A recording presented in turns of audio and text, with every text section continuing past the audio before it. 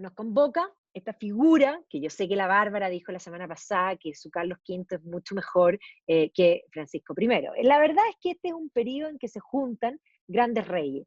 Una de las cosas que el otro día me tocó hacer una charla sobre las crisis y de alguna manera que muchas veces las crisis ideológicas se combinan con pandemia y que todas las veces que se producen estas combinaciones lo que sucede es que crece el poder del Estado. Y precisamente este 1520 tiene que ver con eso, porque después de la peste negra se termina la sociedad medieval, se termina el feudalismo, se termina ese mundo atómico donde los distintos señores tenían, digamos, cada uno poder y competían entre ellos, y se va a generar esta consolidación del poder en la figura del rey. Así que un Carlos V, que lo vieron la semana pasada, un Francisco I, que vamos a ver ahora, pero luego vamos a ver también a Enrique VIII, esta conjugación de reyes que de pronto se convierten en estos reyes como por excelencia, tiene que ver con esta acumulación de el poder.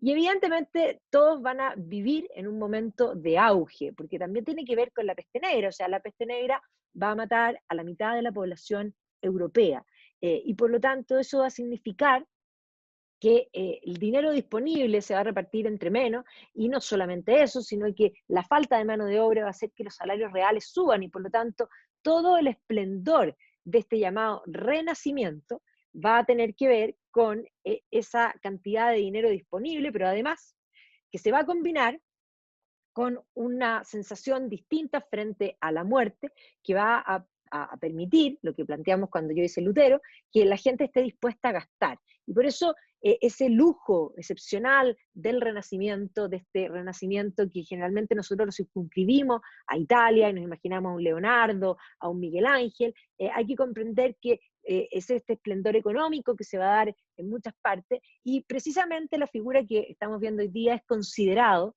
el gran ícono del Renacimiento francés, de este periodo de auge económico que se va a manifestar también en un periodo de gran transformación de Francia. Así que él es considerado el padre restaurador de las letras, y evidentemente va a ser un miembro de la rama de los llamados Valois. Ahora voy a explicar cómo los Valois llegan al gobierno y cómo además él llega al gobierno, porque es un Valois de una rama menor que se llaman los Valois Angulema, ya que efectivamente es digamos, decisión digamos, de la rama original. De él se ha escrito muchísimo, es uno de los reyes más importantes que se consideran en Francia, y además cuando uno recorre Francia dejó una huella, eh, digamos, magnífica y evidente. Cuando uno recorre los Châteaux de la Loire, estos castillos del Loira, el nombre de Francisco I quedó no solamente plasmado en el hecho que él construyó esos castillos, sino que además se encargó de dejar su firma por todas partes. Así que ahí vemos la vista de Chambord, ya precisamente con Francisco I a caballo al frente, este pequeño coto de casa, ya que tiene que ver también con esa idea de la grandiosidad y de mostrar el poder político. Hay varias biografías. La de Leonel Frida es una de las que está más fácil de acceder, porque muchísimo está también en francés, pero también se han publicado algunas cosas como a nivel mundial. Hay documentales también, pero la mayoría están en francés, ¿ya? Así que hay que practicar le français para poder acceder, y muchos no están con subtítulos y por lo tanto no es tan simple. Evidentemente que es recordado también en la cultura popular, y no podía ser de otro modo, ¿ya? O sea, tiene licores elegantes, pero también vino, así vemos como este Pinot François Premier ya lo recuerda. También es recordado desde, en el fondo, las estampillas, y la cultura popular lo ha tenido también presente a través del cine. O sea, el año 37 va a aparecer, voy a bajar la presentación y la vuelvo a subir porque aparece una raya en la pantalla, un poco ahí, si no se ve muy feo. Ahí está. Eh, Vamos a dejar a los participantes, ahí está. Aparecen estas películas precisamente el año 37, esta película, pero también las series, desde los Tudors, la serie de los Tudors puso muy de moda esta época. Evidentemente después vamos a hablar de Enrique VIII. Enrique VIII es considerado, no es el rey más importante de Inglaterra, sin embargo es el más recordado por muchas razones, y eso explicó el éxito de esta serie, los Tudors, donde además hay que decir que la combinación en la serie de los Tudors eran todos los hombres, modelos de Dolce Gabbana, y las mujeres también. Y Francisco I no era tan digamos, buen mozo en relación a ya vamos a ver algunos de los personajes ahora y en las próximas charlas, cuando me toque también Enrique VIII, vamos a ver algunos de estos actores fabulosos, ¿ya? Pero sí hay que decir que en la serie que la Bárbara les habló la semana pasada, Carlos Rey y Emperador, o sea, a ver, yo me quedo mil veces. A mí me gustaba Francisco I porque lo encontraba interesante, principalmente por los Chateaux de la Loire, cuando tiene esa idea de este François Premier que cambia un poco Francia. Pero cuando uno ve la serie, efectivamente, a mí me gusta el actor. Pero además el actor se parece a Francisco I. Y Francisco I siempre uno ve estos cuadros y se ve feo, pero debe haber sido fantástico porque era encantador, tenía algún atractivo aparte de ser el rey, que ya es un gran atractivo, digámoslo bien claro. Pero Francisco I, igual que Enrique VIII, va a tener una cantidad importante de amantes, pero además las mujeres se lo ofrecían, o sea, cuando es prisionero de Carlos V en España, va a tener una serie de romances porque era definitivamente encantador. Y la propia Leonor, la hermana de Carlos V, va a estar enamoradísima de su marido, que en realidad no va a poder mirarla a ella porque es la hermana de su peor enemigo. Así que yo me quedé, o sea, él incluso no se parece digamos, al cuadro, no es famoso, pero cuando uno ve esta serie, uno termina absolutamente con la idea de que el verdadero Francisco I tiene que haber sido hasta buen mozo. ¿Ya? Sin duda con esos ropajes, pero aquí vemos lo mismo, el actor con esos mismos ropajes se ve precisamente encantador. Entonces, este personaje, bastante, que no deja a nadie, digamos, desatento, va a ser hijo de Carlos de Angulema y de Luisa de Saboya.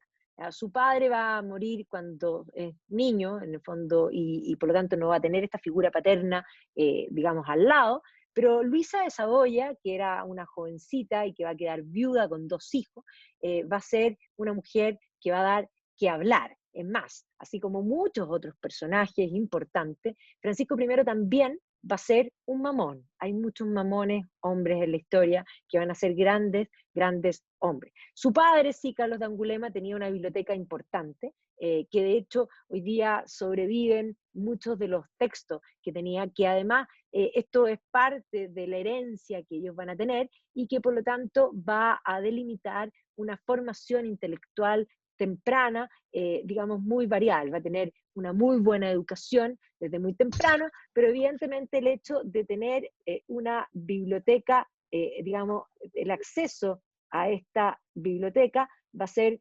fundamental en la vida de Francisco I.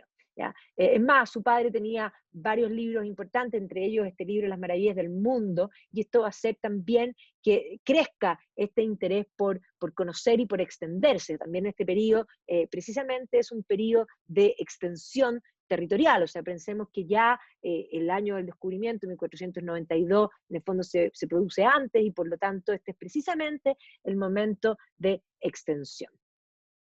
Esta es una decisión, la familia Valois, vamos a ver que va a ser, en el fondo va a suceder o va a tomar el poder después de la extinción de la dinastía Capeto. Van a ser digamos, en Cognac, aquí en este lugar, y precisamente en esta zona, aquí está el Château de Cognac, donde, o se llama hoy día el Château de François Premier, porque aquí habría nacido. Voy a retroceder un poco en el tiempo para dar un poco de contexto y poder situar a nuestro personaje. Y hay que entender que Francisco I va a surgir después de un periodo de bastante complicación política para Francia. Francia va a haber vivido no solamente tenemos que tener en la retina la peste negra, sino que durante el siglo XIV hay que tener en la retina un periodo tremendamente conflictivo entre Francia e Inglaterra, un conflicto dinástico que va a pasar a la historia escrita por los historiadores como la Guerra de los 100 años. Yo siempre digo que todos estos términos que hoy día nosotros ocupamos son invenciones de historiadores. La historia la hace el historiador y precisamente un historiador va a hablar de la Guerra de los 100 años y hoy día nosotros hablamos de la Guerra de los 100 años como si en el siglo XIV alguien hubiese sabido que peleaba una guerra que se llamaba la Guerra de los 100 años, que por lo demás no duró 100 años, duró, digamos, más de 100 años.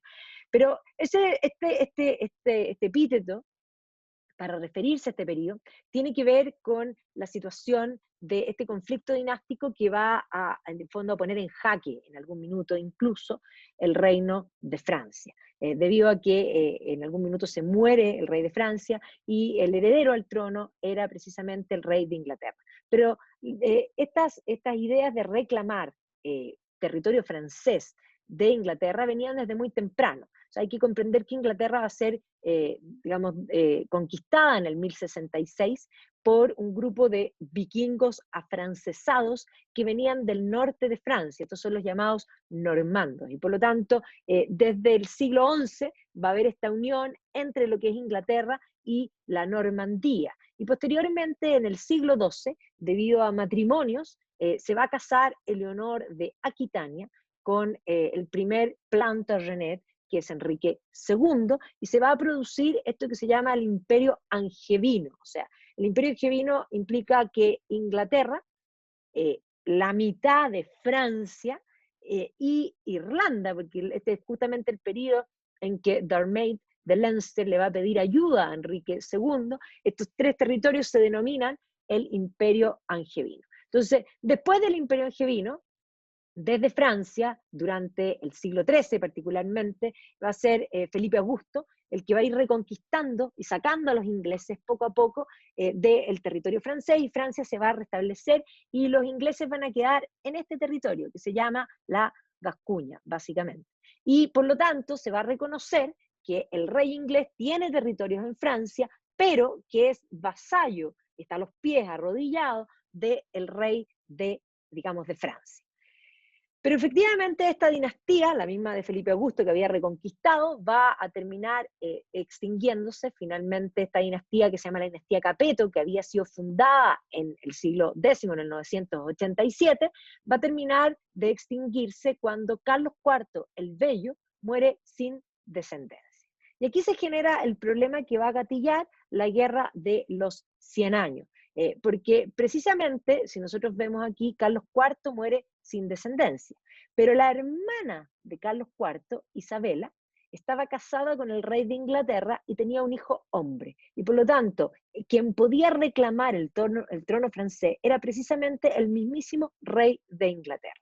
Y por lo tanto va a haber toda una complicación respecto a quién debe de alguna manera suceder, porque evidentemente para los franceses esto que fuera el rey de Inglaterra no les parecía una buena idea, y va a comenzar a aparecer la idea de que el trono en Inglaterra, o sea, en Francia no pueden gobernar las mujeres, existe ley sálica, pero eso no quiere decir que no pueda heredarse el trono por línea materna, pero se va a arguir ese argumento de que el trono no puede pasar por línea materna, o sea, no puede pasar por Isabela, y se va a elegir a un primo, que es este Carlos de Valois, ¿ya? Y evidentemente, bueno, Isabela se había casado con Eduardo II, de hecho había muerto, de hecho, a su marido, pero tenía este niño que se podía convertir no solamente en el rey de Inglaterra, sino que también en el rey de, digamos, de Francia. Entonces, esta es la guerra de los 100 años, ahí estalla, y básicamente la guerra de los 100 años va a tener, por una parte, va a coincidir en Inglaterra, eso lo vamos a ver con más detalle cuando hablemos de Enrique VIII, con la llamada Guerra de las Dos Rosas. O sea, la Guerra de las Dos Rosas es un conflicto dinástico entre la familia gobernante en Inglaterra, y además de pelear ese conflicto, van a pelear este macro conflicto que es la Guerra de los 100 años. Y esta Guerra de los 100 años, en el fondo, esta gente que peleó esta guerra, consideran que son guerras separadas. Lo que pasa es que después los historiadores miraron este proceso y lo entendieron como un todo y hablaron de la Guerra de los 100 años. Pero precisamente, generalmente se habla de las guerras eduardianas, de las guerras carolinas y de las guerras lancastrianas. ¿Ya? Eso es generalmente la división. Y básicamente esta guerra, en un primer comienzo, van a ganar los ingleses. Entonces, Eduardo, que va a ser las primeras guerras eduardianas, va a ganar en la batalla de Crecy. De hecho, aquí va a pelear el hijo de Eduardo, que es el llamado Príncipe Negro, que va a terminar muriendo el príncipe, de fondo, el príncipe negro, el príncipe de Gales, el heredero al trono, va a morir en la Guerra de los 100 años. La Guerra de los 100 años, además, se va a ver interrumpida por la peste negra. O sea, la peste negra va a llegar justamente en este momento, la peste va a atacar profundamente a toda Europa, y me encanta esta ilustración porque muestra precisamente lo que pasó en la guerra. Se impuso la muerte y la muerte detuvo las flechas y paró digamos, la guerra por un periodo. Pero después de que ya pasa la oleada de peste, que fueron varios años, para que nos vayamos haciendo la idea, son básicamente 3, 4 años los que van a tener prácticamente paralizada la vida de las personas, va a recrudecer la guerra y los ingleses van a volver a ganar en la batalla de Poitiers y se van a imponer también por el mar. Esto va a provocar un problema tremendo en Francia, donde efectivamente van a estallar rebeliones de campesinos, justamente posterior a la peste, van a venir en el fondo estas ideas que van a querer pedir cambios, porque la sociedad feudal no respondió a la peste, no los pudo salvar de la muerte, ni los señores feudales, ni tampoco la iglesia. Entonces, todos estos movimientos que se van a dar en muchas partes, pero también en Francia, las llamadas jacqueries, se van a dar también en este periodo. Entonces, la situación francesa es una situación tremendamente convulsa. Ahora, cuando ya se muere Eduardo, se van a complicar aún más las cosas, porque el príncipe de Gales había muerto en la guerra. Y Eduardo tenía 4 hijos hombres más, pero no va a elegir a ninguno de sus otros hijos, sino que va a elegir a su nieto. ¿Ya? Y ese nieto es Ricardo II, al que también le van a estallar rebeliones campesinas, pero finalmente este joven va a ser usurpado por un primo, que era el hijo de otro de los hijos digamos, de este rey. Y eso provoca lo que va a ser, y eso lo vamos a ver en detalle cuando hablemos de Enrique VIII, la llamada Guerra de las Dos Rosas, donde se va a dividir esta misma familia entre los primos, digámoslo así, en la casa de los Lancaster y la casa de los York. Y precisamente cuando ya está, digamos, asume Enrique IV, que era Henry of Bolingbroke, y vamos a ver que con Enrique V va a venir un momento en la Guerra de los 100 Años, que va a ser el momento más dramático, donde los ingleses van a ganar la máxima extensión. Enrique V es considerado uno de los mejores reyes británicos, precisamente porque se va a enfrentar en una batalla que se llama la batalla de Agincourt con los franceses y va a ganar. Pero justamente Enrique V va a atacar Francia en el peor momento.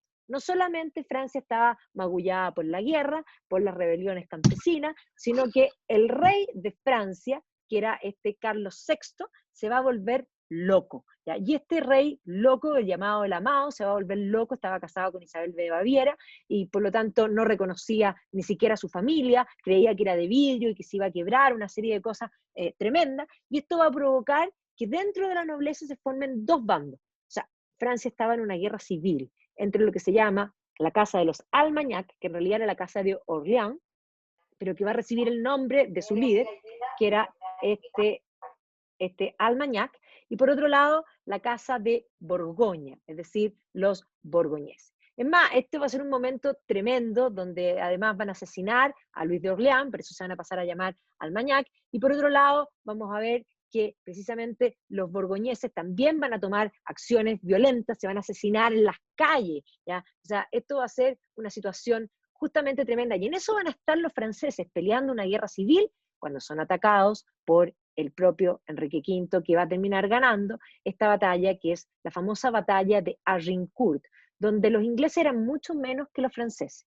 Los franceses peleaban, tenían una gran caballería, los ingleses no, los ingleses tenían principalmente un elemento que va a ser fundamental, que Enrique V va a contratar en el fondo mercenarios galeses que tenían un arco largo que les permitía llegar más allá. Y esta batalla, que va a ser básicamente inmortalizada por Shakespeare. Shakespeare escribe la obra, en su obra histórica, Enrique V, y aquí va a hablar de we the few, we happy few, we band of brothers, nosotros pocos, los felices pocos, somos pocos, pero esta hermandad de hermanos que vamos a luchar por Inglaterra. Y efectivamente, esta batalla la van a ganar, siendo que eran muchos menos, y va a ser una situación heroica total. Pero no solo van a ganar la batalla, sino que van a ocupar todo el norte de Francia, incluida la ciudad de París, y van a hacer firmar al rey un tratado donde el rey va a reconocer, se va a mantener el rey loco, pero que el heredero al trono va a ser el rey de Inglaterra, Enrique V, que además se casa con la hija del rey, Caterina de Valois, y todo parecía estar listo para que Francia desapareciera.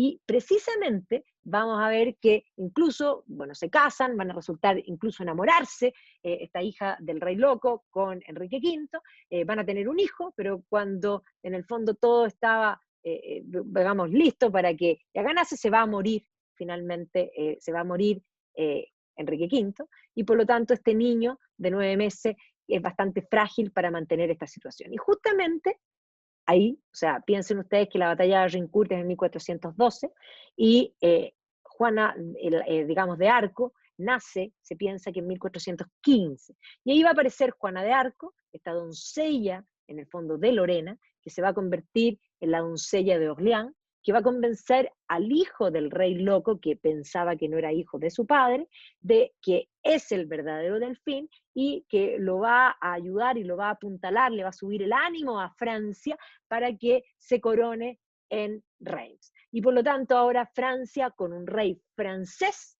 va a pelear esta guerra, la pobre Juana va a terminar políticamente eliminada, pero eso va a afirmar el reino de Francia. Así que justamente esto había pasado antes, ¿ya? Y aquí vamos a tener nuevamente a los Valois digamos, de vuelta, y después de este, digamos, de este Delfín, que era este deseado, como se lo llamaba, puesto por Juana de Arco, vamos a tener este Luis XI de Francia, que va a gobernar, luego a Carlos VIII, que era llamado el afable, ¿ya? Y que ya Carlos VIII, con una Francia consolidada, sin los ingleses, va a empezar a incursionar en Italia. Entonces, aquí nosotros vemos esta dinastía de los Valois, que efectivamente se va a mover, en el fondo se va a extinguir, aquí no tiene en el fondo descendencia, y va a tomar una línea nueva que van a ser unos primos, y va a venir este Luis XII, que tampoco va a tener descendencia, y por lo tanto van a tomar esta otra línea de primos que van a ser el hijo de Juan de Angulema, Carlos de Angulema, y aquí tenemos precisamente a Francisco I. O sea, Francisco I llega al escenario después de toda esta situación, con esta dinastía Valois y con un reino ya armado, con un reino de Francia nuevamente consolidado. Su predecesor, el Luis XII, ¿ya? Que de hecho va a recibir esta corona, este primo, cuando en el momento en que muere Carlos VIII, no tenía descendencia y por lo tanto pasa a este primo que es Luis XII después de las primeras guerras italianas. Y por lo tanto, este es el periodo, para que se hagan una idea, este es el periodo donde se producen las primeras tomas de Milán y que Leonardo da Vinci estaba en Milán y Leonardo trabajó 17 años en Milán y después de estas invasiones francesas va a tener que irse, se va a ir a Venecia, después va a ir a Roma, después va a volver a Florencia y básicamente va a andar dando bote de un lugar a otro debido a estas precisamente invasiones. Ahora, este Luis XII se va a casar varias veces, se va a casar primero con Juana de Valois, después la va a repudiar, se va a casar con Ana de Bretaña, y va a tener 2 hijas, no va a tener un hijo hombre, y luego se va a casar con María Tudor, la hermana de Enrique VIII, buscando este heredero hombre que no va a conseguir, ¿ya? Y por lo tanto esto va a ser lo que le va a abrir el camino a este Francisco I, por la vida de su padre, de Carlos de Angulema, que murió en el fondo muy temprano, cuando nació el joven, y por lo tanto esta pobre Luisa de Saboya se va a quedar viuda con 2 niños y va a terminar viviendo en la corte francesa, ¿ya? Entonces aquí vemos que el propio Francisco I va a ser presentado a Luis XII como, en el fondo, como pariente, pero además, en el fondo, se va a ir a vivir a la corte. Y eso va a hacer que, de alguna manera, crezca como una especie de hijo. Y él, digámoslo claro, Luis XII no va a tener nunca hijos. Así que, digamos, María de Saboya, juntamente con sus hijos, se va a trasladar a la corte francesa, que para ese entonces estaba situada en Amboise, ¿ya? Y por lo tanto, aquí va a crecer, ¿ya? Y va a ser el propio Luis XII, el propio rey, va a ser el tutor de estos niños y va a tomar decisiones importantes en cuanto a la educación de estos niños. O sea que estos niños van a tener, aparte de la biblioteca del padre, una muy buena educación. ¿Ya? Luisa de Saboya se queda viuda a los 19 años con estos 2 niños. ¿Ya? O sea, de hecho Francisco tenía 2 años y de hecho ella va a criar a los niños solo. Sus 2 hijos eran Francisco y Margarita, Margarita de Angulema, que va a ser una princesa inmensamente ilustrada, una princesa, digamos, de hecho va a ser la gran consejera en la vida después de Francisco I, eran inmensamente partners y muy unidos. Van a tener tutores fabulosos.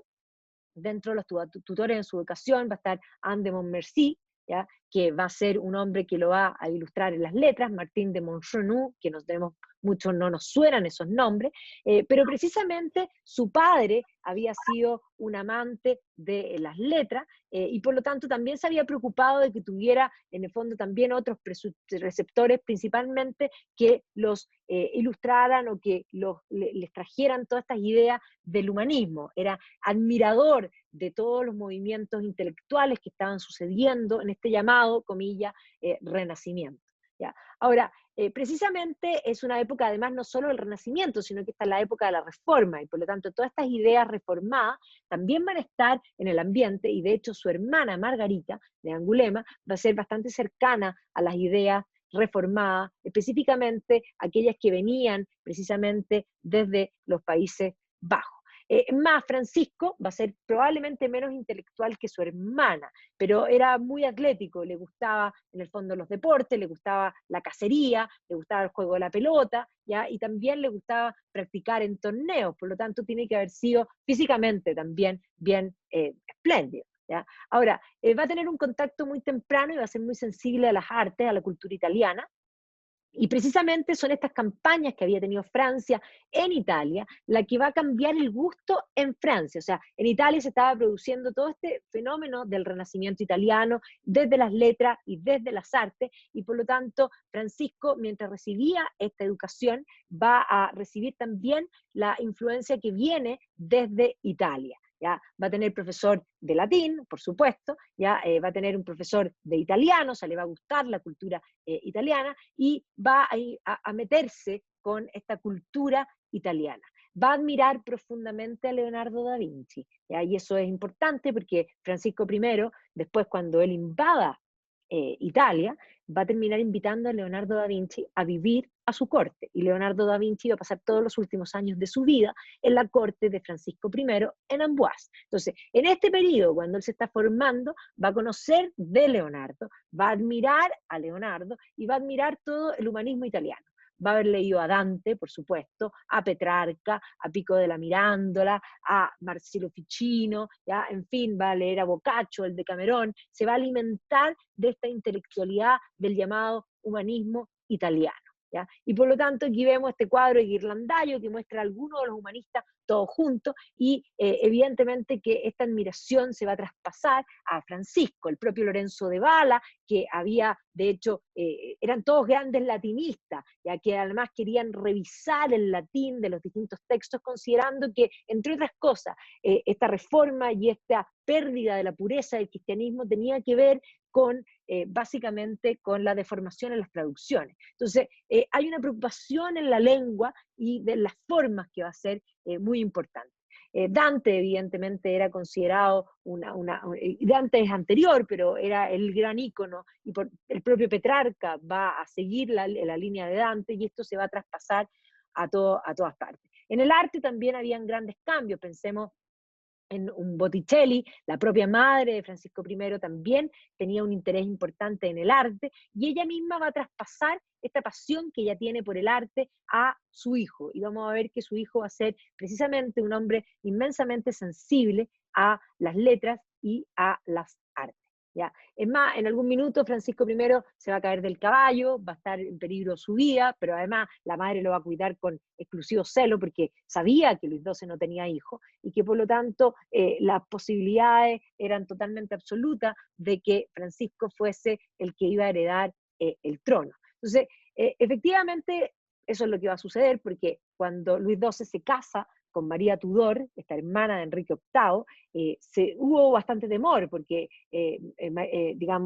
María Tudor era bastante menor que Luis XII, y las posibilidades de que tuviera un hijo no hombre ponían en jaque la posibilidad de que Francisco se convirtiera en rey, pero eso no sucedió. Se va a casar, pero no va a tener hijos. ¿Ya? Y por lo tanto, Francisco se va a convertir en 1515 en el fondo en rey con 20 años. ¿Ya? Iba a entrar triunfante aquí a París, vestido con su traje, obviamente con la flor de lis, incrustado en joya, además él ya vimos que es artista y por lo tanto también todo esto que tiene que ver con la moda va a ser algo que a él le va a importar profundamente. ¿Ya? Y Francisco y su madre va a ser su gran consejera, que va a estar detrás de él, tenía solo 20 años, por lo tanto el consejo de la madre era inmensamente importante. Entonces Francisco va a tener un emblema propio, y esto va a aparecer, uno se lo encuentra en muchos castillos, esta F coronada, que es de Francisco I, pero además va a tomar el emblema este que es la salamandra, ¿ya? Esta salamandra en fuego, que de alguna manera se reinventa y se regenera, que va a ser parte de este emblema. Aquí vemos inmediatamente que va a tener moneda con su rostro y que va a inaugurar esta nueva era. Muchos hablan hoy día de la influencia y la importancia, y va a ser muy importante, dije que Francisco era un mamón, de Luisa de Saboya. Luisa de Saboya era inmensamente hábil, y aquí precisamente, no en solamente en este libro, sino que muchas veces se plantean que la verdadera cabeza detrás del gobierno era Luisa de Saboya, y por lo tanto una reina sin corona. Ella va a ser la que le va a insistir en estos símbolos, de mostrar el poder, en la salamandra y la F coronada. Y la salamandra va a empezar a aparecer en todos los textos. Esto es propaganda, esto es política, y por lo tanto esta idea de me alimento y me apago y me vuelvo a extinguir y vuelvo, simboliza de alguna manera el poder sobre el fuego, ¿ya? Y el poder en el fondo de los hombres en este mundo. Y nos vamos a encontrar con salamandra en todas partes, ¿ya? O sea, la salamandra es el gran símbolo de Francisco. Y Francisco poco a poco va a ir consiguiendo un espacio, su madre va a ser su gran consejera, su hermana también, y prontamente va a casarse. De hecho, se va a casar con la hija del ex rey, de Luis XII, que era hija del segundo matrimonio de Luis XII con Ana de Bretaña, que era esta Claudia de Francia. Y básicamente él había heredado la posibilidad también del trono a través de este compromiso. Él se había criado podríamos decir, en la corte, como un hijo, pero además se casa con la hija carnal de Luis XII, y esto hacía, de fondo le daba literalmente el camino abierto a este trono. Ahora, Claudia tenía problemas físicos, y por lo tanto se temía que Claudia no pudiese tener hijos, ¿ya? Sin embargo va a tener varios hijos con Francisco, pero Francisco siempre tenía, y tampoco Claudia era muy bonita, y por lo tanto este era un matrimonio político, y él siempre va a tener atención para otras mujeres, y la verdad es que su vida va a estar lleno de mujeres, ¿ya? Y por lo tanto Claudia no lo va a pasar nada de bien con Francisco I, porque ella en el fondo además sentía que el trono se debía a ella y no le gustaba esta situación. Ahora, Claudia va a tener varios hijos con Francisco, va a nacer primero Luisa, ya que va a morir niña, infante, a los 3 años, así que esto era bastante común en el mundo sin antibióticos, los niños se morían literalmente como moscas. Lo mismo va a pasar con Carlota, que va a vivir más años, pero también va a morir de rubiola, y que efectivamente además va a ser terrible, porque la que lo va a estar cuidando es precisamente Margarita de Angulema, la tía, y que cuando se muere esta niña, ella después va a componer unos poemas, en el fondo en base a esta niña, porque va a ser terrible, nada se puede hacer para evitar la muerte. Sí va a tener después a Francisco, ya que Francisco va a vivir más años, pero también va a morir joven. Enrique II, que va a terminar siendo en el fondo el sucesor de su padre, que va a vivir más tiempo y que va a heredar también de su padre este afán por las mujeres, o sea, también va a ser un hombre de amante. Este Enrique II es el que se va a casar con Catalina de Medici después, y que tenía su amante a Diana de Poitiers, entre otras amantes también. Entonces, Enrique II sí lo va a suceder y va a vivir más. Magdalena también va a vivir pocos años, va a llegar hasta la adolescencia, y también vemos que Carlos va a vivir un poco más, pero también va a morir joven, y los dos que van a vivir más tiempo son por una parte Enrique y Margarita, que van a ser los que viven más. O sea, van a tener básicamente, podríamos decir, van a tener 7 hijos, de los que 2 van a llegar a edad adulta bien. O sea, aquí aparece retratada Claudia con sus hijas, ya en el fondo con sus hijas mujeres. Y Francisco, evidentemente fantástico, va a tomar varias amantes en su vida, y de hecho va a tener amantes que tienen el título de ser la primera amante, y después en el fondo hay varias más. Entonces, Marie Gaudin va a ser la primera, pero por un tiempo. François de Foix va a ser la primera meretriz por largo tiempo y va a ocupar el lugar prácticamente que le competía a la reina. ¿Ya? De hecho, la propia María de Saboya, que es la madre, le buscaba a las amantes, ¿ya? Y se las servía en bandeja, básicamente, y con eso también mantenía tranquilo a su hijo. François de Foix va a estar permanente por largo tiempo y va a ser una mujer importante. Este es el chateau que se conoce, la Tour de François de Foix, hasta el día de hoy. Hoy día se la recuerda, incluso tiene pastelitos, digamos, digamos, en distintas zonas. Va a ser también amante de María Bolena, la hermana de Ana Bolena, que María Bolena va a ser amante de Francisco I y de Enrique VIII. Le gustaban digamos, los amantes reales, básicamente. ¿Ya? Ella era amante de reyes. ¿Ya? Y el propio Francisco I va a hablar bastante mal de ella, habla de una gran puta, la más infame de todas. Así se refiere a María Bolena. Aquí está, en el fondo, la Scarlett Johansson haciendo de María Bolena en Las dos Bolenas. ¿Ya? Pero evidentemente también va a tener este romance y que posteriormente va a pasar de uno, como les decía, a otro. Anne de Pisseleu, que va a ser otra de estas amantes, que también va a durar un tiempo, pero no como François de Foix, que dura más, digamos, más años. Va a haber otra amante que se la conoce como la Belle Ferronnier, ¿ya? La hija del ferretero, también era democrático para Ferronnier, de la bella ferretera. ¿Ya? Y es más, muchos creen que el cuadro de Leonardo, que en realidad se llama la Belle Ferronnier, pero que era un amante de Ludovico Sforza, no la de Francisco I. Es más, Ludovico Sforza tenía dos amantes que le va a pedir a Leonardo que las pinte a las dos para que ninguna de las dos se enoje, para que vea que era democrático con sus amantes. Una es ya conocía la dama de L'Hermine y la otra es esta Belle Ferronnier, como se conoce, pero la Belle Ferronnier de Francisco I no es la misma y va sin duda a ser una de las partes de, sobre todo los relatos más importantes respecto a esta idea de, como podríamos decir, de elegir democráticamente, y se va a convertir en un relato, sobre todo en el siglo XIX, en un periodo en que la democratización comienza a aparecer, esto va a aparecer como esa gran historia. Pero va a tener amantes también hasta el final de su vida, Claude de Rohan, y luego se va a volver a casar, ya después que queda viudo, se va a casar con Leonor de Austria, que es la hermana de Carlos V, con quien se va a casar, pero que no quiso, en el fondo, según se dice, consumar su matrimonio. Se casó políticamente para firmar un acuerdo, pero a pesar de que ella está inmensamente enamorada de Francisco I, Francisco I va a decidir que no, porque es la hermana de su enemigo. Dice, cada vez que la miraba, se imaginaba a Carlos V que podía haber sido lo peor que le podía haber mencionado. ¿Ya? Entonces, efectivamente, este amor por las artes lo va a compartir con estas múltiples mujeres en los distintos momentos. ¿Ya? Y obviamente su corte, la corte de Francisco, era lejos la corte más entretenida. Las fiestas francesas, la verdad es que frente a las fiestas en el fondo de la corte de Carlos V, que era bastante monacal en su aspecto y en su vida y en su ordenamiento, eran bastante menos entretenidas. Justamente Francisco se va a encontrar en un periodo de grandes reyes. Esto es lo que habla John Julius Norwich, esta idea de los cuatro príncipes que conjugan. ¿Ya? Y estos cuatro príncipes son tres príncipes europeos y un gran turco, digámoslo así.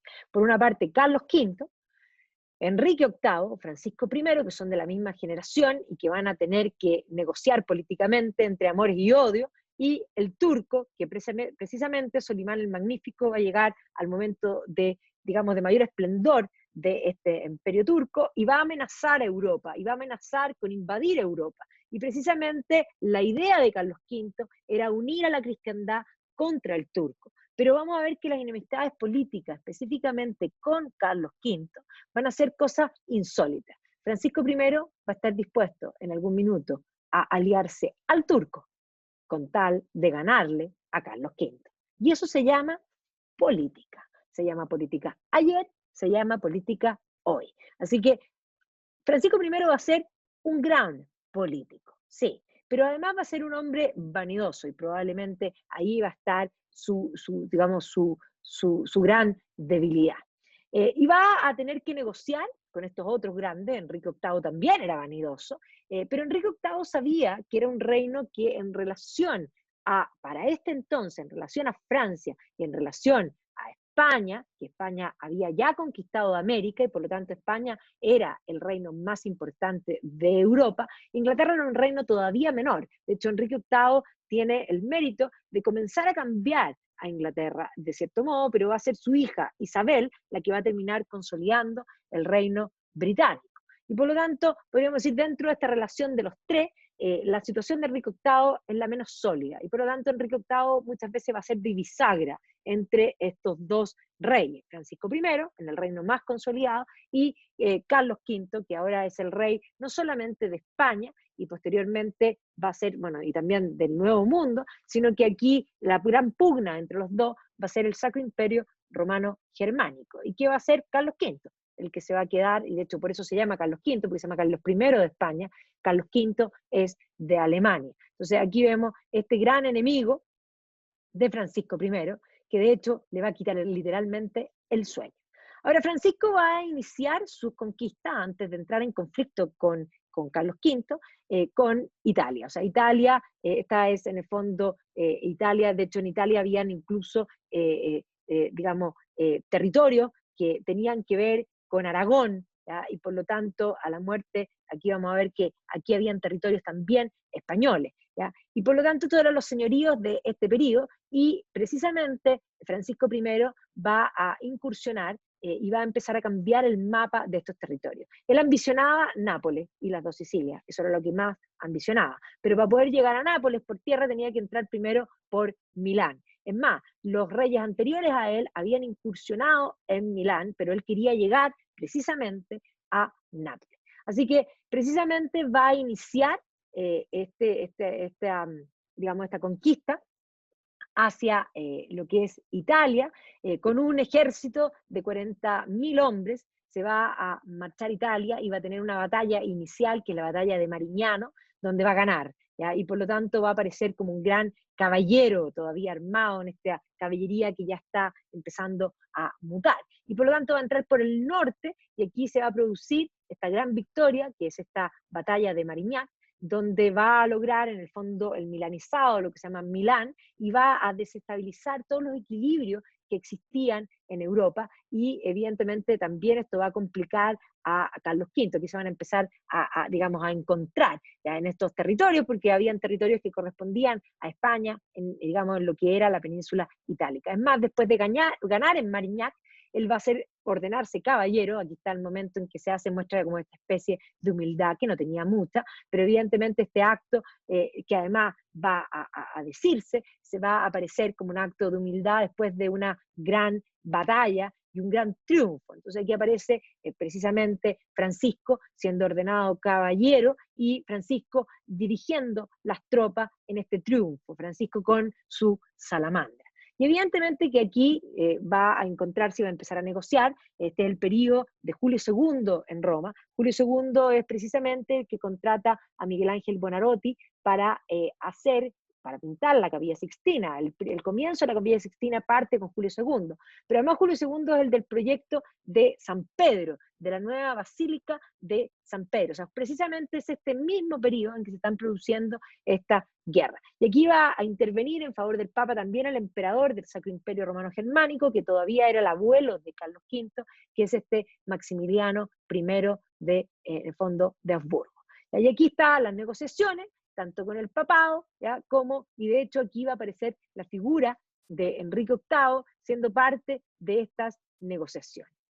Es más, se van a encontrar con Enrique VIII, con Francisco I, y van a tener una relación de dulce y de agraz, podríamos decir. En momentos van a ser amigos, en otros momentos van a ser enemigos. Y en este acuerdo, aquí va a haber un problema bien serio, porque la hermana de Enrique VIII era la viuda del rey digamos, de Francia, de Luis XII, la última viuda del tercer matrimonio.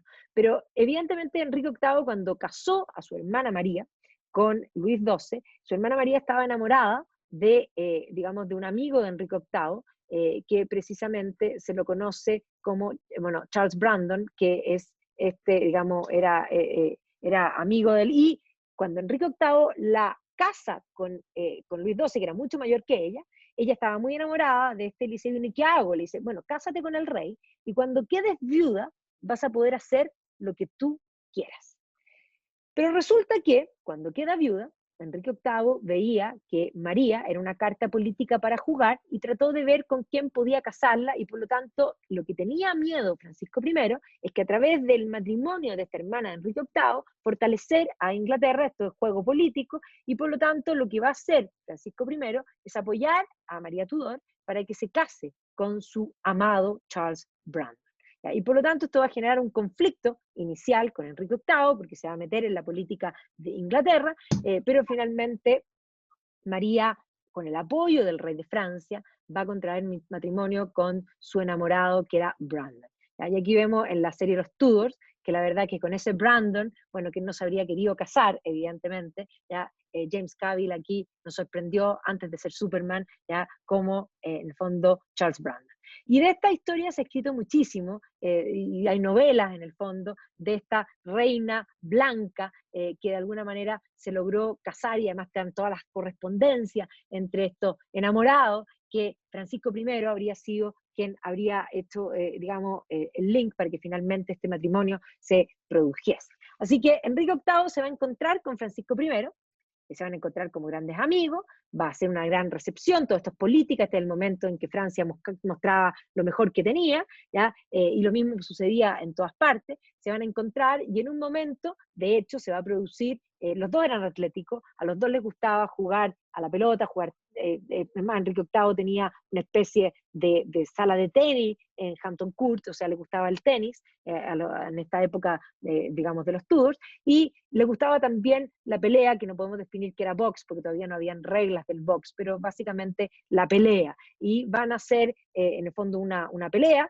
y Francisco I le va a ganar a Enrique VIII, y eso va a ser bastante humillante en ese primer minuto. Pero no va a pasar más allá de esta humillación.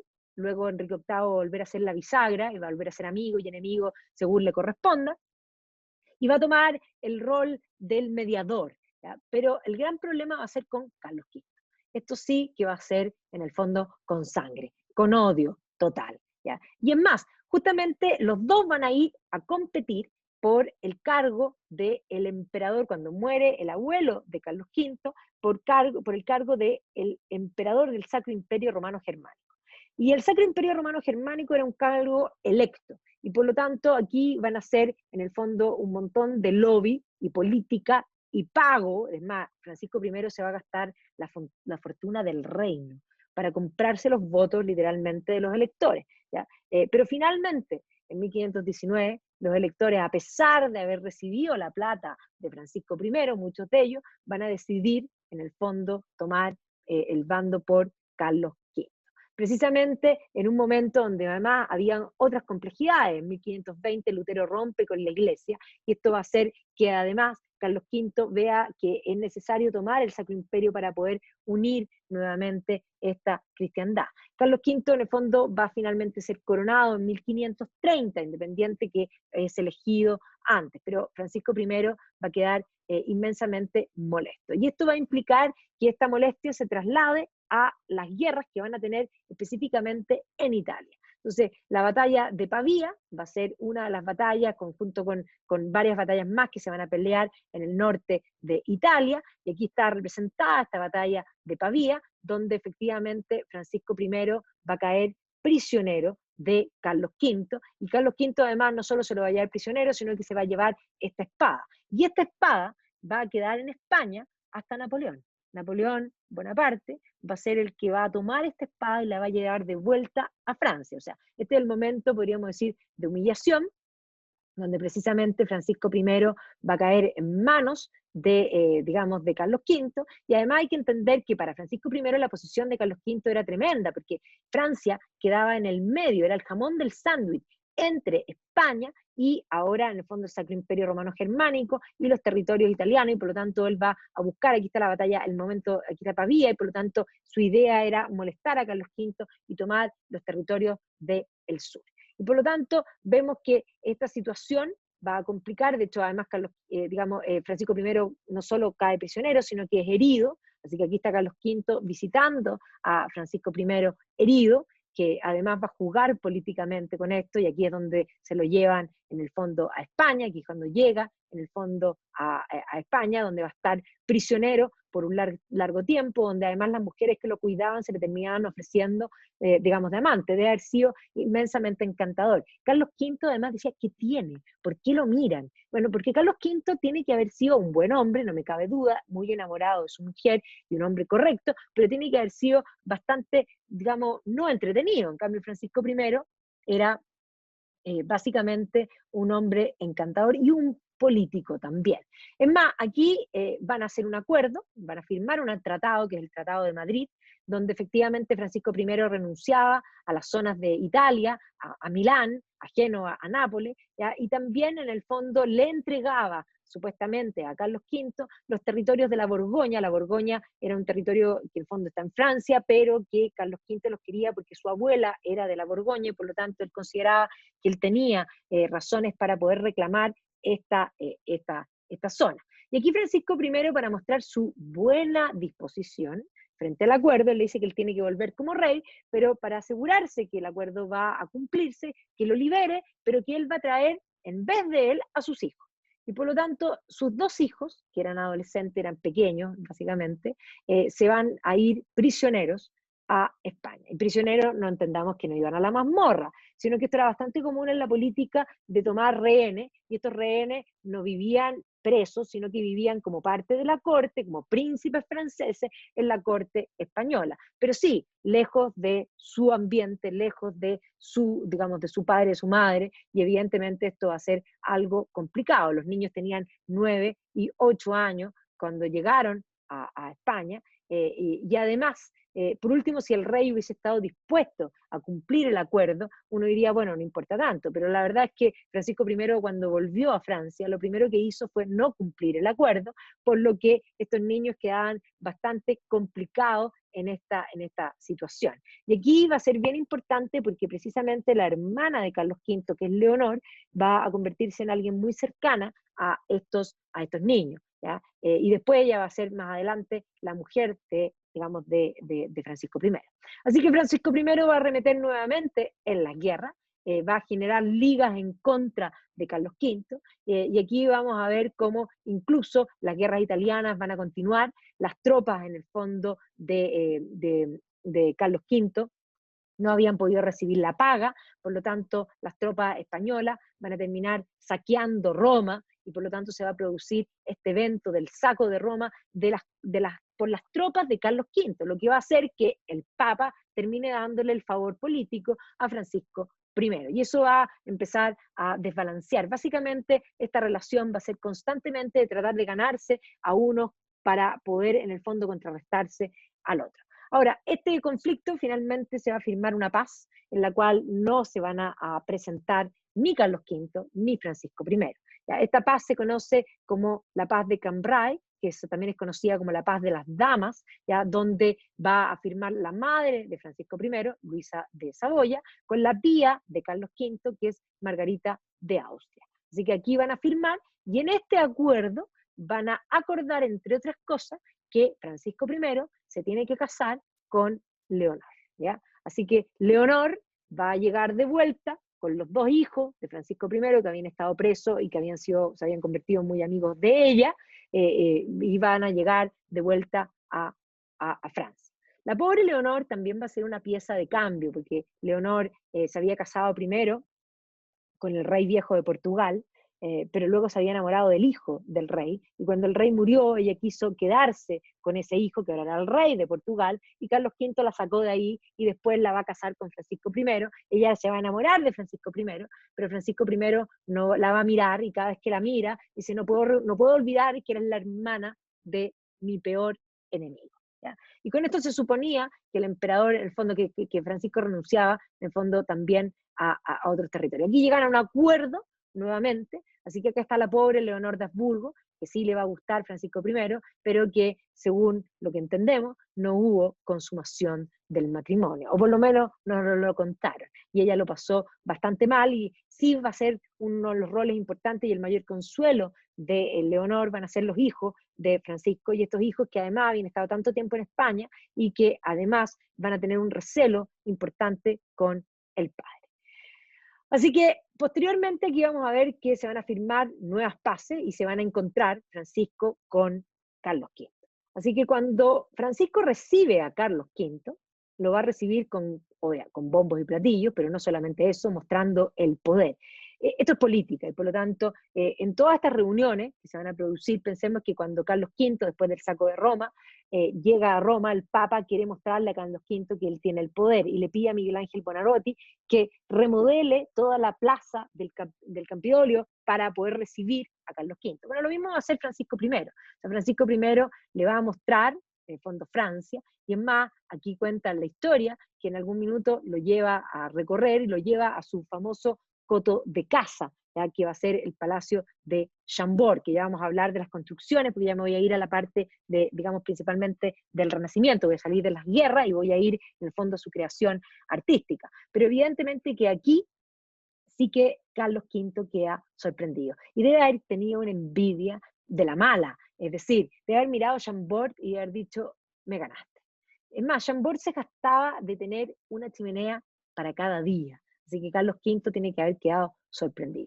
Y aquí, evidentemente que en esta rivalidad con Carlos V, donde precisamente Francisco I está dispuesto incluso a negociar con el turco. Este imperio turco, este avance de los otomanos desde Solimán, precisamente en la teleserie El Sultán, tenía que ver con esta historia, y precisamente van a poner, los barcos turcos van a poner en jaque a la cultura, podríamos decir, occidental. Incluso habían atacado a Hungría, y Luis II de Hungría, que estaba casado con la otra hermana de Carlos V, va a terminar muerto, y finalmente María va a irse a Flandes sola, porque dentro del ejército turco está la figura de llamado Barbarroja, ya que así lo denominaban en español, que va a complicar la situación. Y Francisco I no va a tener ningún problema de buscar a el turco, porque los enemigos de tus enemigos son tus amigos. Entonces, aquí no le va a importar el sentido de la cristiandad, sino que le va a importar ganarle a Carlos V. Así que esta relación de amor, digamos, más que de amor y odio, de odio profundo, pero de momentos de paz, las paces van a durar poco, van a pelear toda la vida, ¿ya? Toda la vida van a estar peleando por la primacía y por defenderse Francia de estar rodeado, básicamente, de Habsburgo. O sea, todo lo verde es Habsburgo. Es más, eso lo va a llevar también en el momento en que Jacques Cartier le propone un viaje de descubrimiento. Francisco I le va a poner el dinero y lo va a apoyar para que llegue al Nuevo Mundo, para molestar a España. ¿Ya? Y ahí Jacques Cartier va a llegar a Norteamérica y se va a instalar en la zona que hoy día en el fondo es Canadá, la zona de Quebec, y se va a empezar con esta entrada, va a llegar por el río San Lorenzo, ¿ya? Y aquí Jacques Cartier va a fundar este enclave, podríamos decir, francés. Ahora, la corte de Francisco siempre fue una corte inmensamente artística, no solamente en las fiestas, sino que también en todos los, digamos, los artistas que van a pulular en la corte. Desde ya, cuando él invade Milán, va a invitar, se va a encontrar con Leonardo da Vinci y lo va a invitar a vivir a Francia. Es más, cuando Francisco se encuentra con Leonardo, Francisco le ofrece que se vaya con él a Amboise.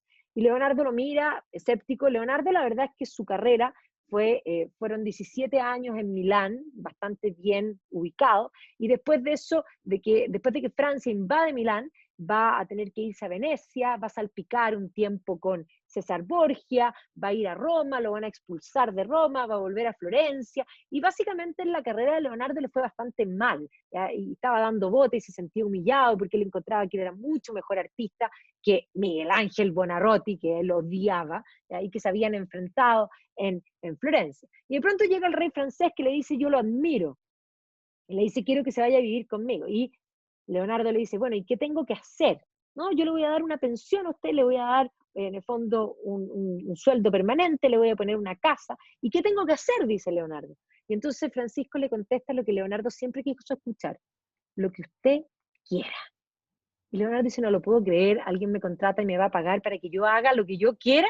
Bueno, toma todas sus cosas, incluidos los cuadros que tenía, incluyendo la Mona Lisa, que se la lleva, porque la estaba pintando la Mona Lisa en Florencia, había pintado este cuadro por largo tiempo, y se lo lleva y se va a Amboise. Y Francisco I le pone esta casa que era de la familia Valois, que se conoce como Clos-Lucé, le va a entregar esta casa de Clos-Lucé, estamos con un grupo en uno de los viajes, para que viva el maestro, y además Clos-Lucé estaba muy cerca del Château d'Amboise, donde vivía Francisco I, incluso aquí lo va a contratar como el gran artista del reino, y los últimos cuadros de la vida de Leonardo los va a pintar todos en Amboise. Entonces él se va a llevar varios cuadros que había hecho antes, pero por ejemplo Juan Bautista, la Virgen, Santa Ana y el Niño, ¿no es cierto? Y obviamente, bueno, la Mona Lisa ya la había pintado, pero se la llevó con él, y eso explica el por qué la colección de Da Vinci en Francia es la colección más importante, porque todos esos cuadros quedaron ahí cuando el maestro murió, y por lo tanto el Louvre sigue siendo el lugar que tiene más cuadros de Da Vinci, entendiendo que Da Vinci pintó pocos cuadros. ¿Ya? Su mayor trabajo está en sus códices, pero también se explica el por qué códices también van a quedar aquí. Así que Da Vinci va a vivir en los últimos años de su vida muy cómodamente, con todas las prebendas necesarias en la corte de Amboise, y evidentemente va a ayudar a nutrir el arte, el gusto por el arte y por el arte italiano. Y además Francisco I se va a jactar de tener al maestro con él y de mostrar esta idea, esta faceta artística. Y es más, cuando Da Vinci se enferma y muere finalmente, todos los cuadros muestran que murió en los brazos de Francisco I, lo cual no es cierto, porque Francisco I no estaba cuando murió Da Vinci. Pero para Francisco I era muy importante mostrar su amistad con Leonardo, y él se va a hacer pintar con, digamos, el maestro en sus brazos. Así que todas las ilustraciones que uno busque en todas partes de la muerte de Leonardo da Vinci, aparece el rey Francisco I a los pies, digamos, del lecho de muerte de Leonardo. Bueno, hoy día Clos-Lucé ha vuelto a ser remodelado, fue comprado por un empresario americano que lo rehizo a la usanza de la época de Leonardo, y que evidentemente no olvidó al patrón de Leonardo, que era precisamente Francisco I. Pero el gusto del arte de Francisco no va a morir con Leonardo, sino que al revés, va a iniciar con Leonardo, y por lo tanto él va a invitar a muchos más artistas a la corte francesa. Y por lo tanto va a cambiar el gusto general de la corte francesa. Además, su hermana, Margarita, que era su gran consejera, también era una amante de las artes y de la literatura, y por lo tanto ellos dos van a ser los que van a crear o van a dar las bases políticas y financiar lo que va a iniciarse y conocerse como el Renacimiento francés. El propio Rabelais va a vivir también, digamos, financiado por la corte de Francisco I.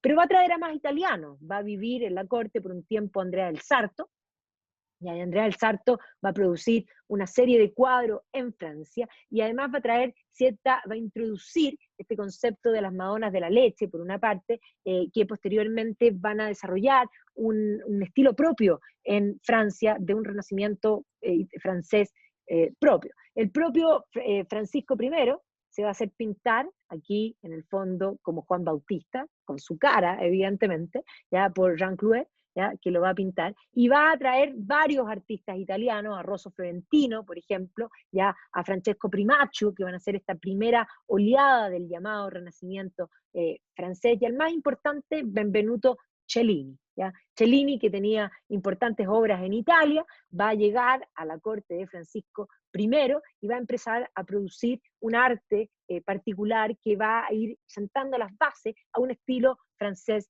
propio. Y evidentemente que la mayoría de los cuadros que se va a hacer el propio Francisco van a tener que ver con este periodo, con esta presencia de estos distintos artistas en la corte. Pero no solamente va a ser digamos, los cuadros, que ya vamos a entrar ahí, sino que también la arquitectura y la construcción de estas grandes obras, porque él pretendía dejar el nombre de Francisco I para la historia. y a eso que les importa tanto a los políticos, pasar a los libros de historia. Y sin duda Francisco va a pasar a los libros de historia, precisamente porque se va a dedicar a construir todos estos castillos en la zona del río Loire, del río Loira, y no solamente en el Loira, sino que también en torno a París y en torno al Sena. Fontainebleau probablemente es el lugar más importante, pero la joya más magnífica es, por supuesto, Chambord. Pero un poco para que vean la dimensión de la visión política que se plasma desde la arquitectura de Francisco, Saint-Germain-des-Laye, que había sido construido por Luis XIV, va a ser remodelado por Francisco I, y al remodelarlo, evidentemente, ¿qué va a poner? La salamandra. Ahí está presente la salamandra, dejando literalmente su firma. Y va a remodelar ciertos lugares, en el fondo él va a tener esta idea de la modernidad a través de las escalinatas, por ejemplo, que van a ser muy propias. Va a remodelar también una ala nueva en el Louvre, ya que va a ser una ala que ya va a empezar a tener un tinte de corte más renacentista, y principalmente va a remodelar el Château de Fontainebleau, que era el lugar donde él se quedaba cuando iba a París. Y aquí va a desarrollar este gran palacio, que evidentemente hoy día lo vemos con Fontainebleau con sus jardines, ¿ya? Y va a dejar aquí su sello en la parte más, digamos, moderna. Y aquí va a desarrollar esta escuela que se denomina la Escuela de Fontainebleau. La Escuela de Fontainebleau es la escuela que se considera el arte, digamos, renacentista francés. Esta es, en el fondo, el pasillo de Fontainebleau, ¿ya? Y aquí vemos como este pasillo, que está obviamente con marquetería y absolutamente con sobrerelieves en madera, que muestran un estilo propio, pero que además tienen estos encuadres donde va a contratar a, digamos, pintores importantes, principalmente a los que mencionamos recién, a Fiorentino, ¿no es cierto?, a Cellini y a varios más, pero Fiorentino va a ser varios de estos lugares, que además están los cuadros, y si ustedes se fijan, aquí está la F de Francisco, y aquí está la salamandra. O sea, esto es básicamente mostrar el poder, y el poder político que se manifiesta desde el arte. Todos estos frescos de Rosso Fiorentino, estos sobrerelieves que muestran una corte magnífica, ¿ya? Primaccio va a hacer varios dibujos, y estos son los grabados, de una sala, de hecho, que se va a perder. Hay una galería que se llamaba la Galería Ulises, que estaba en este palacio, que después se va digamos, definitivamente a perder. Pero estos eran los recuadros, podemos ver aquí en estos grabados, cómo se habrían visto estos insertos, digamos, de fresco y de pintura en esta sala. Evidentemente que la mirada es la mirada al mundo clásico, ¿ya? Esa idea de volver a mirar hacia la antigüedad, que es muy propia del periodo del concepto del llamado Renacimiento.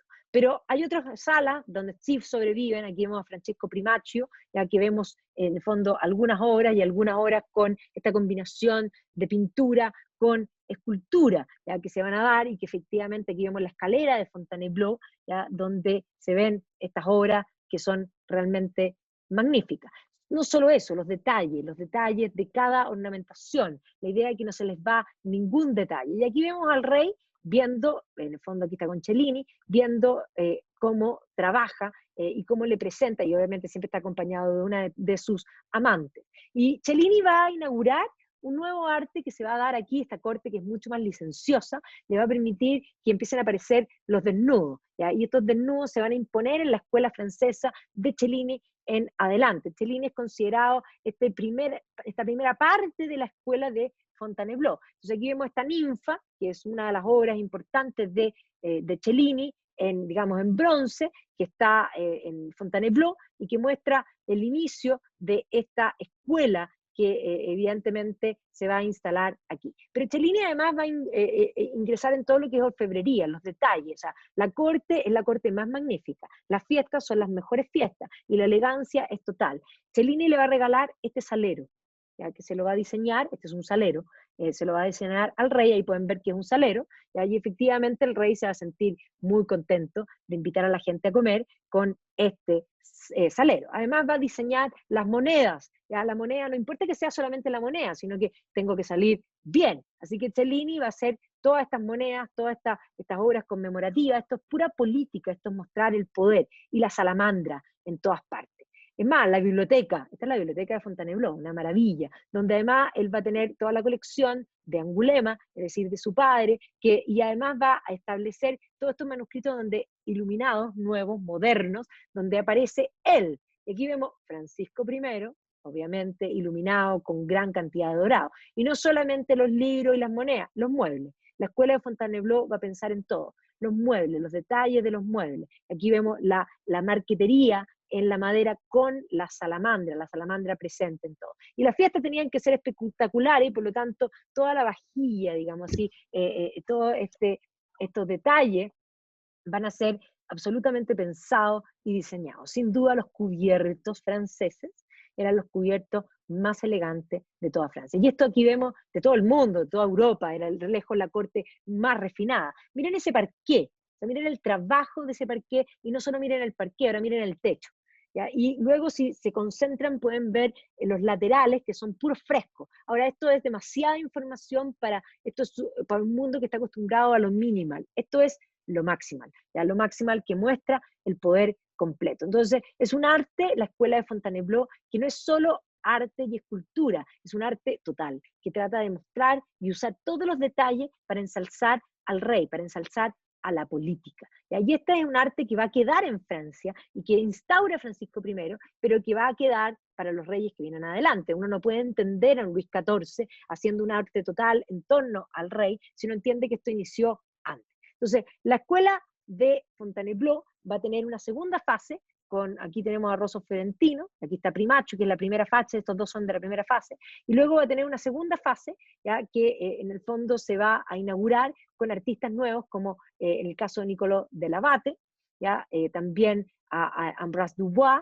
que principalmente van a pintar a los reyes siguientes. O sea, si nosotros vemos el hijo digamos, de Francisco I, que es Enrique II, pero por otro lado aquí vemos a Enrique IV, ¿ya? Que también va a ser todo este periodo, que además van a ilustrar a los reyes como dioses romanos, básicamente, en esta segunda escuela de Fontainebleau, que es una escuela que inicia Francisco I, pero que va a ser la marca de lo que es entendido como la escuela francesa. Esta capilla Trinidad, también en Fontainebleau, va a ser parte de esta idea. Y esa escuela de Fontainebleau se va a atrever a desarrollar este arte en torno a las damas de la corte, a la aceptación de que los reyes tienen amantes y que las amantes son pintadas de este modo, tal y cual. ¿Ya? Estas son las amantes de la corte, ¿ya? Y esta es Diana de Poitiers.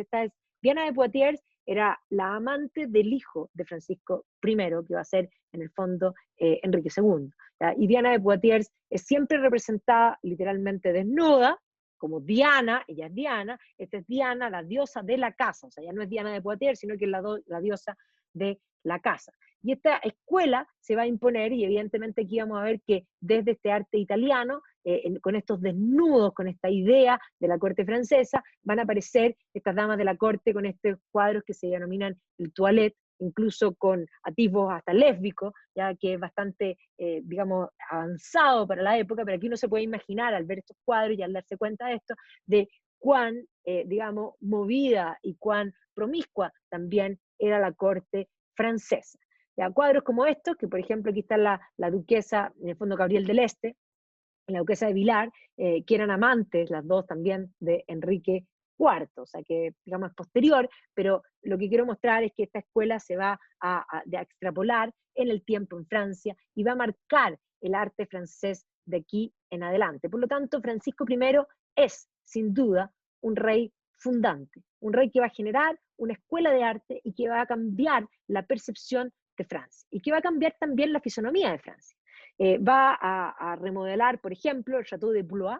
Este es el Château de Blois, a una vista de abajo, y este es el proyecto de Francisco. Francisco va a ser él el arquitecto, él va a decir qué es lo que quiere hacer, y a él le gustaban estas escaleras, él consideraba que estas escaleras agregadas, en el fondo, y que además eran escaleras circulares, él va a tener esta idea de Leonardo da Vinci, que le proyecta una serie de escaleras, y que va a adosar este tipo de instalaciones a todos sus edificios. Entonces, no es raro imaginarse este espécimen, como se denomina, de billete que no tiene valor, pero que aparece precisamente esta escalera como parte de las cosas que Francisco I va a alegar, este concepto de escaleras exteriores para poder repartir mejor los espacios. Y en todos estos lugares que va a meter en mano, literalmente, Francisco, va a poner su F coronada y sus salamandras. Aquí están las salamandras a los dos lados. Y cuando uno entra en los interiores, donde está el fuego, siempre está también la salamandra. La salamandra, las Fs coronadas y evidentemente que los bustos de él. Los interiores, además, con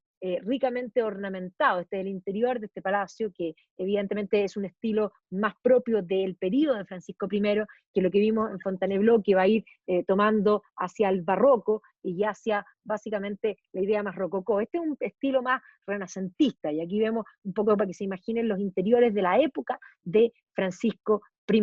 Y las escaleras, ahí están los dibujos de Francisco, estas escaleras en espiral, que son propias de los diseños que había hecho el propio Leonardo, y que evidentemente se lo recuerda. Y las bibliotecas son lugares magníficos. Hoy día varias exposiciones de los tesoros reales, principalmente de la biblioteca. Recordemos que él heredó una biblioteca importante de su padre. La familia Angulema era dueña de manuscritos rarísimos, porque además coleccionaba manuscritos extraños, eso es lo que más le gustaba. Y por lo tanto, también toda esta escuela que va a los muebles. En el Loire va a ser varios castillos, no Amboise, porque Amboise estaba, pero sí va a remodelar Amboise, y también va a ser ciertos sectores en Amboise. Desde ya en el patio central de Amboise va a ser esta pequeña capilla que está en el patio central y que es la tumba de Leonardo. ¿Ya? Él no solo va a admirar a Leonardo, sino que le va a hacer literalmente una tumba digna de, más importante que la de un rey. ¿Ya? Ahí está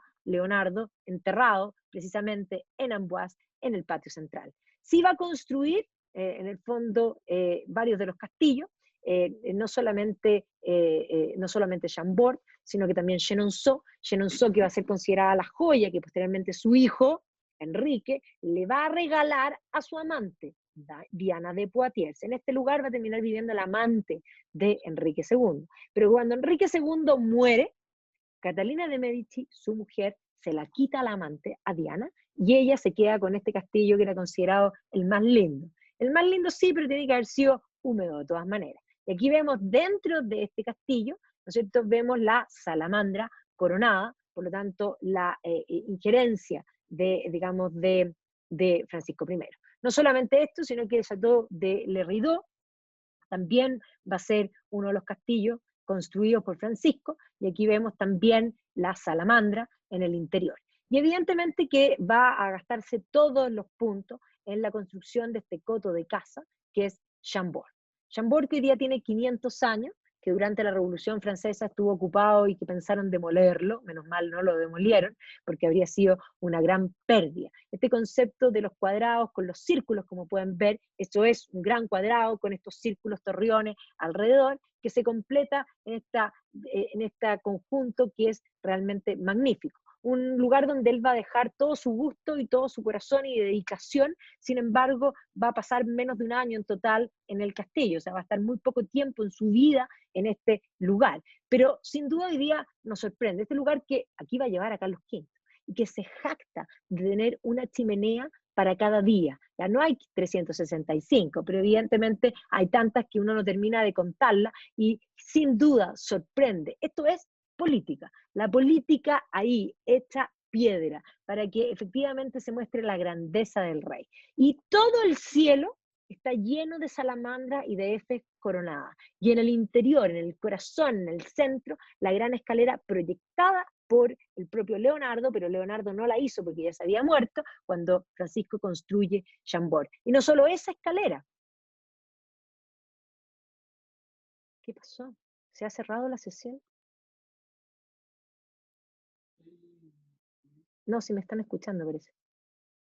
A ver. Sí, sí están, ya, que apareció un letrero, perdón, ya, sigo.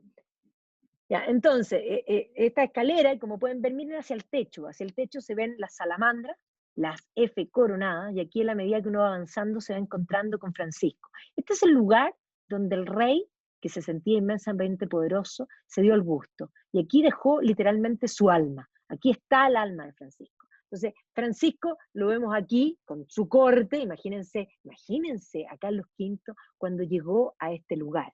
Lo tiene que haber literalmente odiado, porque si bien Carlos V le ganó políticamente, hay que decir algo, Francisco le ganó artísticamente, ¿ya? Y por lo tanto, este momento tiene que haber sido un momento de ira. Entendamos que esta relación era una relación principalmente de odio. Pero cuando digo que era una relación de odio, también había una relación de amor, porque cuando Francisco I se muera, Carlos V se siente sin pega. Básicamente siente que, ¿qué va a hacer ahora?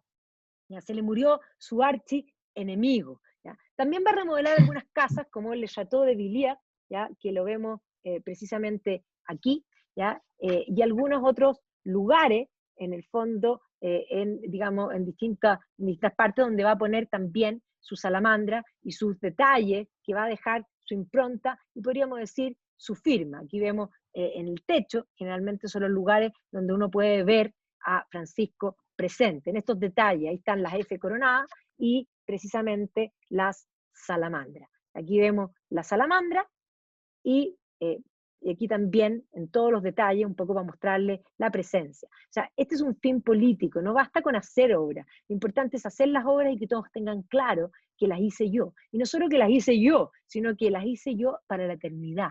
Así que Francisco I tal vez no es el rey más importante de Francia, yo diría que es sin duda Luis XIV, pero Francisco I es uno de los reyes más recordados, que incluso se lo pone a la par con Luis XIV. Y aquí vemos cómo se va a recordar, y precisamente se lo considera no solo por el arte, no solo por este legado, sino que además va a ser música. ¿Ya? Este es un periodo de arte, digamos, total como concepto. La espada de Francisco va a ser recuperada por Napoleón, o sea, Napoleón cuando llega a Francia, o sea, cuando llega a España, pide la espada de Francisco I, porque Francisco I es un emblema para Francia, crea literalmente esta Francia moderna. Aquí está su tumba, y después de su tumba va a ser recordado, digamos, después de su muerte va a ser recordado. De hecho, el propio Víctor Hugo va a escribir una obra teatral que se llama El Rey se divierte, ¿ya? Que va a ser en el fondo estrenada y que también va a tener censura porque va a ser bastante licenciosa, bueno, como la propia vida de Francisco. Y posteriormente de esa obra del Rey se divierte, Verdi le va a tomar ciertas cosas para escribir Rigoletto. Y por lo tanto, cuando pensamos en el Duque de Mantua, que va de alguna manera a tomar a esta joven y que la va a mancillar, es el concepto de este rey, que era bastante libertino, pero que va a dejar su estirpe y su marca estética para siempre. De Francisco se ha escrito bastante, y se habla, tal cual Leonida Frida habla de, en el fondo, el que hizo la Francia moderna. Aparece, por supuesto, en esta obra Los Cuatro Príncipes, y hay varias obras francesas que hablan de esta vida. ¿Ya? También aquí la vida y el tiempo, el Renacimiento francés, en el marco del Renacimiento francés se ha escrito también bastante sobre Francisco I.